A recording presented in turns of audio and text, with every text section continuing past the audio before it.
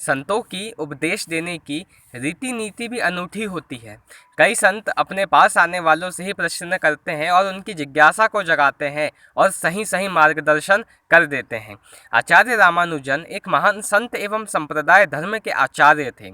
दूर दूर से लोग उनके दर्शन एवं मार्गदर्शन के लिए आते थे। सहज तथा सरल रीति से वह उपदेश देते थे। एक दिन एक युवक उनके पास आया और पैर में वंदना करके बोला, मुझे आपका शिष्य होना है, आप मुझे अपना शिष्य बना लीजिए। आचार्य ने कहा, तुझे शिष्य क्यों बनना है? युवक ने कहा, मेरा शिष्य होने का हेतु है, कारण है परमात्मा से प्रेम करना। संत ने तब कहा, इसका अर्थ है कि तुझे परमात्मा से प्रीति करनी है, परंतु मुझे एक बात बता दे कि क्या तुझे तेरे घर में किसी व्यक्ति से प्रेम है? युवक ने कहा, ना, किसी से मुझे कोई प्रेम नहीं। सब तब फिर संत ने पूछा, तुझे तेरे माता पिता या भाई बहन पर स्नेह आता है या नहीं? युवक ने नकारते हुए कहा, मुझे किसी पर भी तनिक मात्र भी स्नेह नहीं आता। पूरी दुनिया स्वार्थ परायण है, ये सब मिथ्या माया जाल है, इसलिए तो मैं आपकी शरण में आया हूँ। तब संत रामानुजन ने कहा, बेटा, मेरा तेरा कोई मेल नहीं, तुझे जो चाहिए वह मैं नहीं दे सकता। युवक यह सुन के स्तंभ हो गया।